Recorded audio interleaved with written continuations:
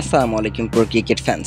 দর্শক, বাংলাদেশের প্রাক্তন অধিনায়ক তামিম ইকবাল খান তিনি কিন্তু লাস্ট ওয়ার্ল্ড কাপ যে গেল বিশ্বকাপ 2023 সালের ওয়ানডে বিশ্বকাপ, সেই বিশ্বকাপের আগে নাটকীয়ভাবে কিন্তু তিনি অবসরে চলে গিয়েছিলেন এবং তারপরে তিনি আরও একবার ব্যাক করেছিলেন এবং সেখানে কিন্তু নিউজিল্যান্ডের বিপক্ষে তামিম দু একটা ম্যাচও খেলেছিলেন।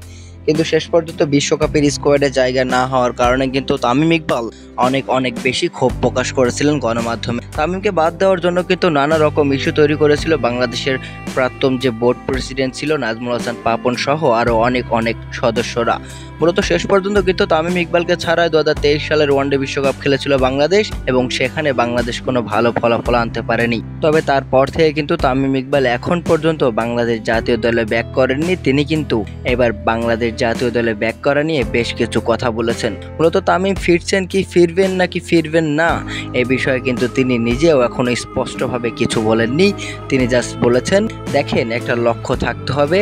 আসলাম, এসে 5 থেকে 7টা ম্যাচ খেলে আবার খেলা ছেড়ে দিলাম। এই শুধু খেলার জন্য খেলা, এটা আমি চাই না। তবে হ্যাঁ, যদি আমার ফিরে আসার একটা উদ্দেশ্য থাকে দলের কাছে, বোর্ডের কাছে এবং আমার নিজের কাছে, সবাই মিলে যদি মনে করি আমি এতদিন খেললে এই লক্ষ্যটা পূরণ হবে, তাহলে একটা সুযোগ থাকবে ফিরে আসার। মূলত তামিম ইকবাল কিন্তু স্পষ্টভাবে লাস্টের কথাটুকুই বলে দিয়েছেন যে দলের কাছে, বোর্ডের কাছে এবং নিজের কাছে, যদি সবার কাছে যদি মনে হয় তামিম ইকবাল এতদিন খেলবে এবং তার এই লক্ষ্যটা আছে, তাহলে কিন্তু তামিম ইকবালের ফেরার একটা সম্ভাবনা রয়েছে। অতএব তামিম ইকবাল কিন্তু বাংলাদেশের ক্রিকেট বোর্ড প্রেসিডেন্ট বর্তমানে ফারুক আহমেদ, তার সাথে কথা বলবেন ভারত সিরিজ পর এবং তারপরেই তামিম ইকবাল সিদ্ধান্ত নেবেন আসলে কি করবেন তার ক্যারিয়ারের। তিনি তার ক্যারিয়ারের রীতি টানবেন নাকি আরও একবার বাংলাদেশের রঙিন জার্সিতে তামিম ইকবালকে 22 গজে দেখা যাবে।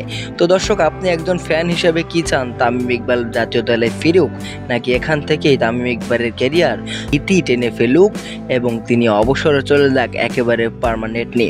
আপনার মতামত অবশ্যই আমাদের ভিডিওর কমেন্ট বক্সে করবেন।